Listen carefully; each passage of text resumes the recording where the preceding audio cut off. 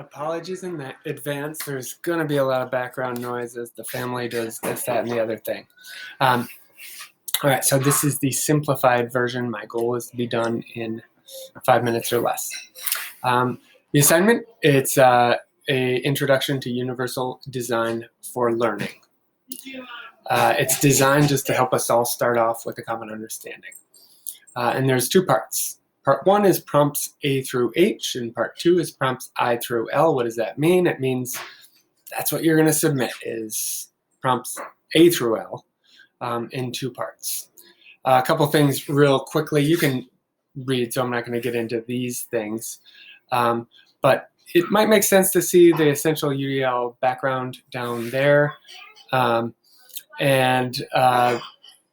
About the form of expression that you use to submit your work, make it the thing that allows you to best express what you want to express.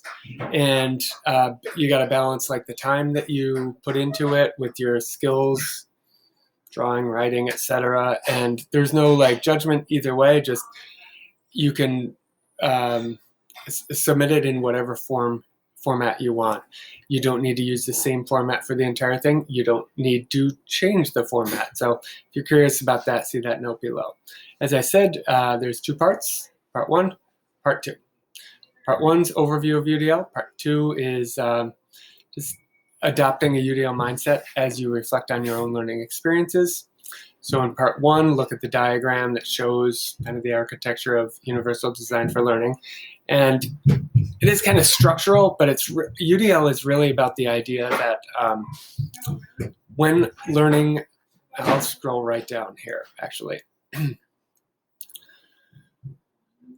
When students don't successfully learn what the teacher wants them to learn, it's variables in the learning environment that have created barriers to student learning, which is different from thinking, well, we designed a learning environment, the kids didn't learn. And it shifts the focus from students being disabled to the learning environment as being the disabling element to student learning. In other words, and this is from CAST, great guidelines, UDL aims to change the design of the environment, the learning environment, rather than to change the learner. And when those environments are intentionally designed to reduce barriers, all learners can engage in rigorous, meaningful learning.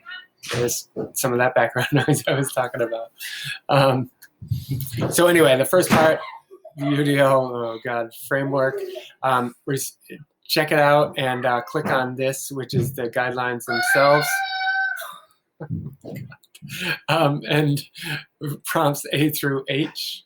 And then for the second part, part 2, you're taking what you hopefully know about UDL and using that as a framework to reflect on your own learning.